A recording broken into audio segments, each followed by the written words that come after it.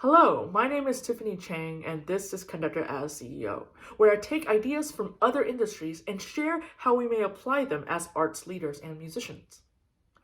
I imagine a world where organizations help people thrive, feeling more fulfilled and knowing that their work matters.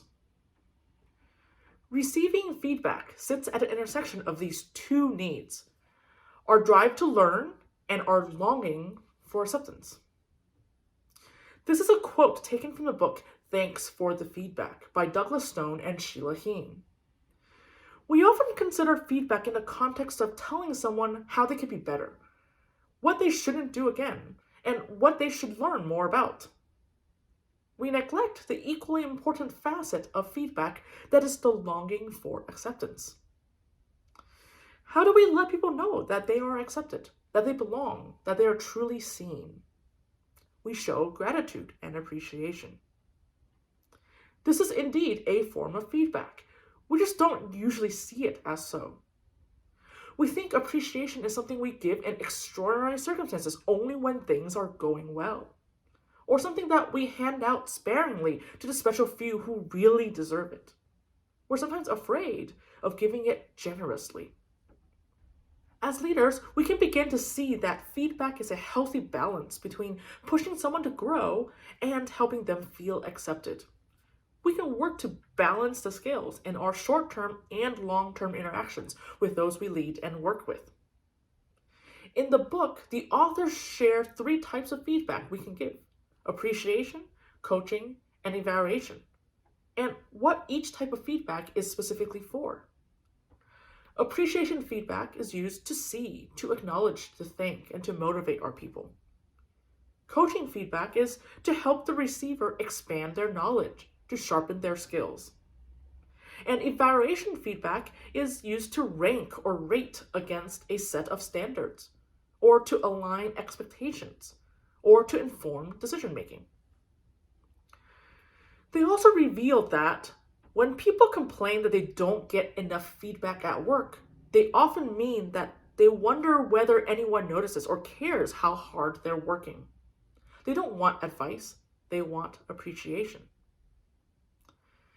When we give feedback, we don't pause to think which type of feedback we're actually giving, and if it is indeed the type the person is actually looking for or needs in the moment.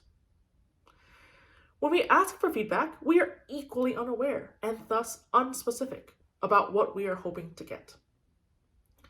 As the authors say, know what you want and know what you're getting. The match matters. So, we are often unstrategic, but expect things to all work out miraculously. How many of us actually see appreciation as equally important as coaching and evaluation types of feedback? Do we have mechanisms in place for appreciation like we do for coaching and evaluation? And if we were to analyze every piece of feedback we gave in the last month as a leader, would we find a balance among the 3 types of feedback? In order for us to thrive, we need a balanced diet of all 3 types to ensure we learn and feel accepted. We can't get away with only giving appreciation but never helping others get better. We can't only help others get better, but not tell them where they stand in meeting a standard. And we can't just compare people to benchmarks without acknowledging that they are trying. We can actually be more strategic about giving appreciation feedback. As a leader, we are equipped with forms, timelines, and expected outcomes for coaching and evaluation types of feedback. These are performance reviews that happen once a year, student evaluations each semester, required training to fill gaps of knowledge, or complex rating grids for competitions. What if we operationalized appreciation feedback? What would that look like? Here are 4 ways that we might do this. Number 1, individualize appreciation. We can all easily spot generic thank you cards that we get from our bosses once a year during Christmas. I've gotten plenty of them. It's nice. And even though I really want to be overwhelmed by a sense of appreciation, I rarely am. So call people by their first name and show appreciation for something specific that only they did. Make it personal by telling them how it affected you and your work. Make it purposeful by telling them how it contributed to the organization's impact on its customers.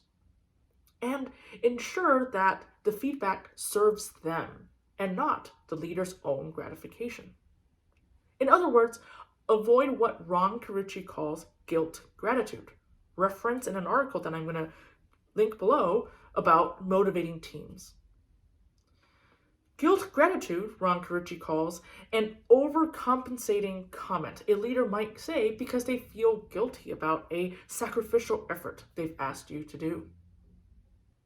Number 2, give it to everyone. Let's not leave anyone out. Make a checklist of people and track if you've yet given them appreciation feedback this week, or month, or year. It sucks to be the one left out. People notice that more than we think they do. When I'm working on a multifaceted production with several departments, I make it a point to show appreciation to every contributing member, such as the chorus member of an opera, the second violinist in an orchestra, or the tech crew who never makes it on stage. Number 3, do it on a schedule. Write in your calendar when you will do this task and for whom. Make it a habit and routine by setting a recurring schedule. Make it easy for yourself. Set it as a task and let your calendar remind you. And treat it like a real task. And be responsible and actually complete it on time. And number 4, match the feedback.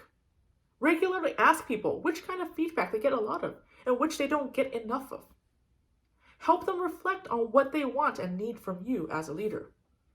This will assist us in curating feedback that matches what they want and need, whether it's appreciation, coaching, or evaluation. The bottom line is that when we show gratitude and appreciation, we allow the other person to be seen. Sometimes that is all they want and need to thrive and grow. If these ideas resonate with you, please consider signing up in the link below to receive an email with each new blog post sent directly to your inbox. Thank you and have a great day.